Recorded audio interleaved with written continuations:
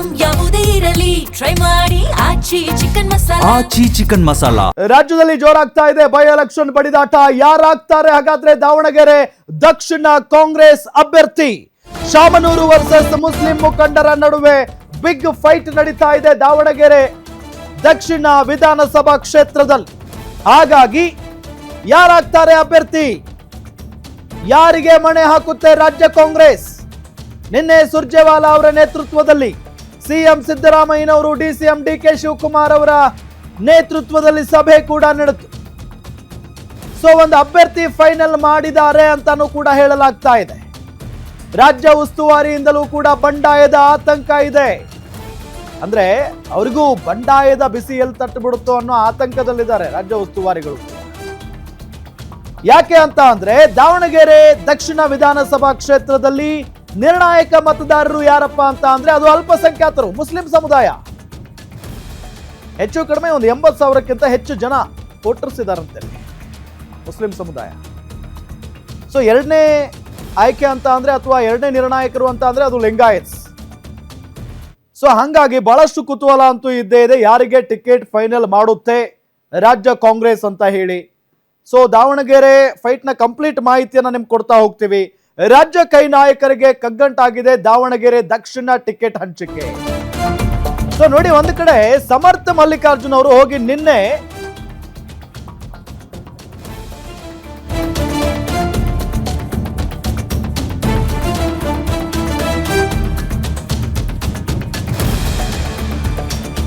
ನೋಡಿ, Shamanur versus Muslim ಮುಖಂಡರ ಮಧ್ಯೆ ಟಿಕೆಟ್ಗಾಗಿ ಬಿಗ್ ಫೈಟ್ ಅಂತೂ ನಡೀತಾ ಇದೆ. ಮುಸ್ಲಿಂ ಸಮುದಾಯಕ್ಕೆ ಟಿಕೆಟ್ ನೀಡುವಂತೆ ಸಚಿವ ಜಮೀರ್ ಅಹಮದ್ ಬಿಗಿಪಟ್ಟು ಹಿಡಿದಿದ್ದಾರೆ.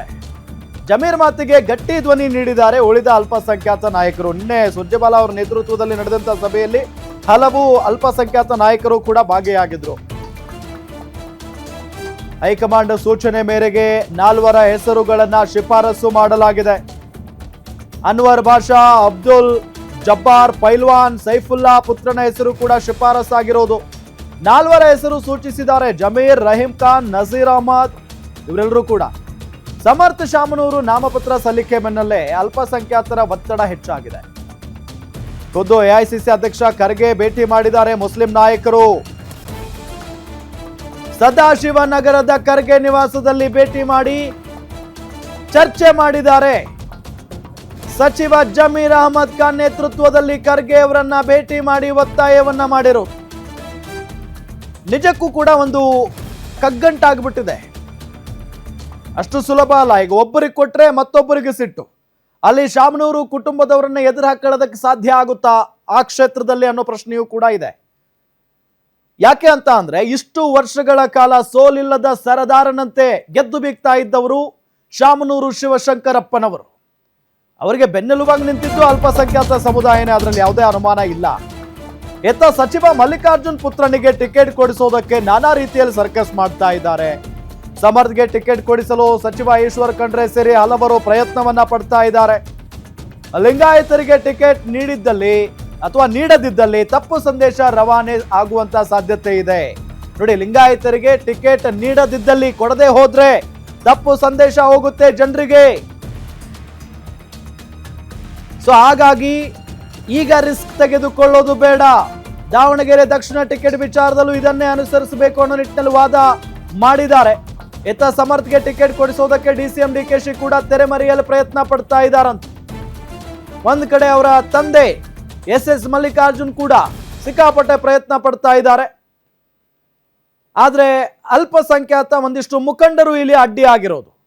ಇಷ್ಟು ವರ್ಷಗಳ ಕಾಲ ನಾವು ಕೇಳಿಲ್ಲ. ಕಾಂಗ್ರೆಸ್ ಪಕ್ಷಕ್ಕಾಗಿ ದುಡಿದಿದ್ದೀವಿ, ಶಾಮನೂರು ಶಿವಶಂಕರಪ್ಪನವರ ಬೆನ್ನೆಲುಬಾಗಿ ನಾವು ಕೆಲಸ ಮಾಡಿದ್ದೀವಿ.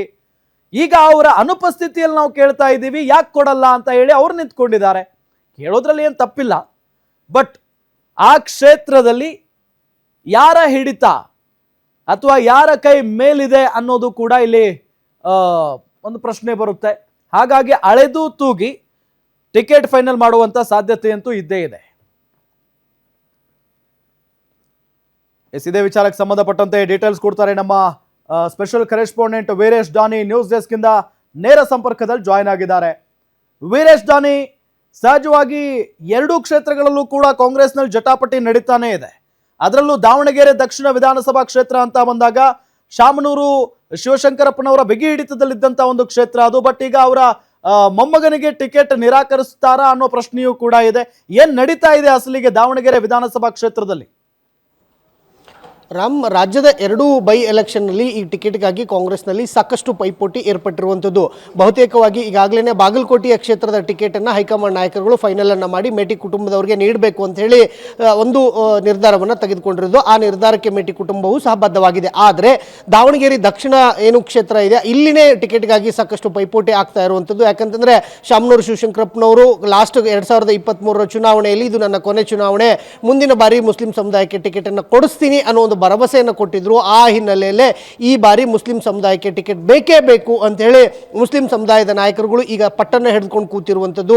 ಸಚಿವ ಜಮೀರ್ ಅಹಮದ್ ನೇತೃತ್ವದಲ್ಲಿ ನಿನ್ನೆ ರಾಜ್ಯ ಕಾಂಗ್ರೆಸ್ ಉಸ್ತುವಾರಿಯಾಗಿರ್ತಕ್ಕಂಥ ರಣದೀಪ್ ಸಿಂಗ್ ಸುರ್ಜೇವಾಲಾ ಅವರನ್ನ ಭೇಟಿಯಾಗಿದ್ದ ಮುಸ್ಲಿಂ ನಾಯಕರೆಲ್ಲರೂ ಸಹ ಯಾವುದೇ ಕಾರಣಕ್ಕೂ ಸಹ ಮುಸ್ಲಿಮರಿಗೆ ಟಿಕೆಟನ್ನು ತಪ್ಪಿಸಲೇಬಾರದು, ನಮಗೆ ಟಿಕೆಟ್ ಬೇಕೇ ಬೇಕು ಅನ್ನೋ ಒಂದು ಪಟ್ಟನ್ನು ಹಿಡಿದುಕೊಂಡು ಕೂತಿದ್ದಾರೆ. ಮತ್ತು ಎಐಸಿಸಿ ಅಧ್ಯಕ್ಷ ಮಲ್ಲಿಕಾರ್ಜುನ್ ಖರ್ಗೆ ಅವರನ್ನು ಸಹ ಭೇಟಿಯಾಗಿ ಈ ಬಾರಿ ಮುಸ್ಲಿಂ ಸಮುದಾಯಕ್ಕೆ ನ್ಯಾಯವನ್ನು ಕೊಡಿಸಿ ಅನ್ನೋ ಒಂದು ಬೇಡಿಕೆಯನ್ನು ಒಂದು ಕಡೆ ಇಡ್ತಾ ಇರುವಂಥದ್ದು. ಇನ್ನೊಂದು ಕಡೆ ಶಾಮನೂರು ಅವರು ಪ್ರತಿನಿಧಿಸಿದಂಥ ಕ್ಷೇತ್ರ ಅವರ ಕುಟುಂಬಕ್ಕೆ ಬೇಕು ಅಂತ ಹೇಳಿ ಎಸ್ ಮಲ್ಲಿಕಾರ್ಜುನ್ ಅವರು ಹೇಳ್ತಾ ಇರುವಂಥದ್ದು. ಅವರ ಪುತ್ರ ಸಮರ್ಥ್ಗೆ ಟಿಕೆಟನ್ನು ಕೊಡಲೇಬೇಕು ಅಂತ ಹೇಳಿ ಅವರು ಸಹ ಮನವಿಯನ್ನು ಮಾಡಿಕೊಂಡಿರುವಂಥದ್ದು.